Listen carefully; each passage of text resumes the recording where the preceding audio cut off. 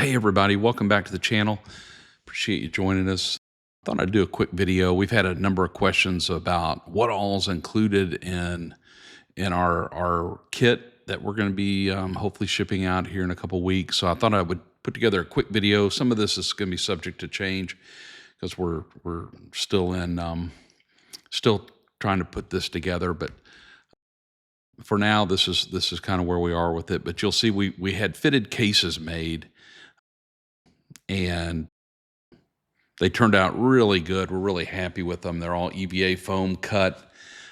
When you open the package, you'll find, first thing you'll find is a t-shirt. For the first 100 or so, we're going to give away a free t-shirt, and it's going to be an owner's shirt. So it's going to be unique to the owner. So the logo on the back will be specific. That this won't be a shirt that you can buy. This will be a shirt that you have to get with our device. So with that, moving forward, you can see the main elements of our kit: foot control and the junction block. We also have motor. This particular unit is for a Garmin, and that's the junction block. That's where all the wiring goes to and from. That eliminates a lot of wiring going up to the foot control and makes things a lot simpler. That junction block goes up in the front well of your boat. This is the motor. You've seen this before if you've watched the other videos. Again, this is a Garmin unit. This is a Garmin rail.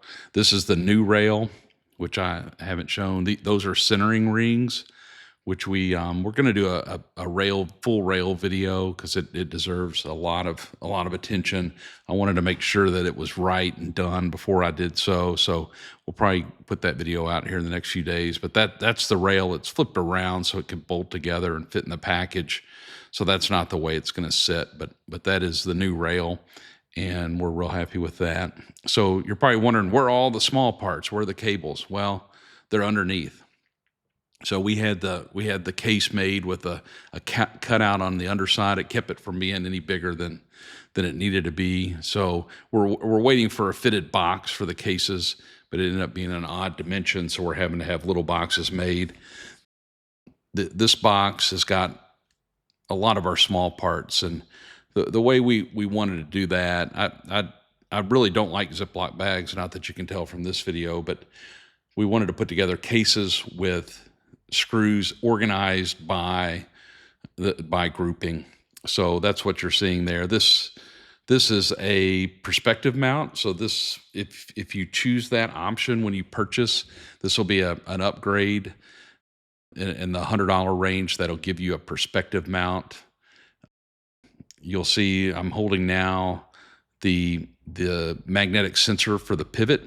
We also include a second magnet in there so that you can override it if you need to fake deploy it. We'll show instructions on how to do that later. This is the mounting bracket that mounts the motor to the underside of the Garmin trolling motor. You'll notice just how much material we removed. We're trying to make things as light and strong as we can, and that part weighs it's an amazingly light part. We're really happy with it. Those are the screws that mount that bracket to the underside of the trolling motor. These are the foot control mounting screws. We found some 316 stainless self-tapping screws that have tamper-proof Torx heads, so that nobody's going to reach up and unscrew and steal your foot control. You can use those, or you can use something else if you want. But those are kind of the small parts that we've got. These are some cable clamps that we're experimenting with. This is something that we haven't quite nailed down yet. We may end up, I'm not totally happy with either of these options. There's a stainless steel double clamp, and there's a single plastic single clamp, and they both work and work well. Particularly the stainless steel works great. I'm just not happy with the aesthetics of it. So we may end up doing our own billet clamp. Just haven't decided yet, but I kind of like the idea of a billet clamp, maybe in some kind of offsetting color to have a contrast with that. This wrench the connector that goes on the motor has to fit around the tightening nut, and it's pretty tight. So we included a wrench if you wanted to get back in there and tighten that down. So it's just a little cone wrench. I think it's 13 millimeter. So that's pretty much it in a nutshell. The cables, 8-pin cable for that goes to the foot control to the junction block. We've got a 5-pin cable that goes from the junction block to the motor. It's 3 meters. Then we have that's the cable with the pivot sensor on it. So that goes up to the side of the trolling motor. We've got a video we just posted on that. And then this is the power cable, and that stays in the front well of your boat. It's not fused. We kind of debated about having a fuse on it or not. And I think most people have a fuse already on that circuit. So for now, it's not going to be fused. If you want to add a fuse, you can. So that's kind of it. Again, we're real happy with our packaging.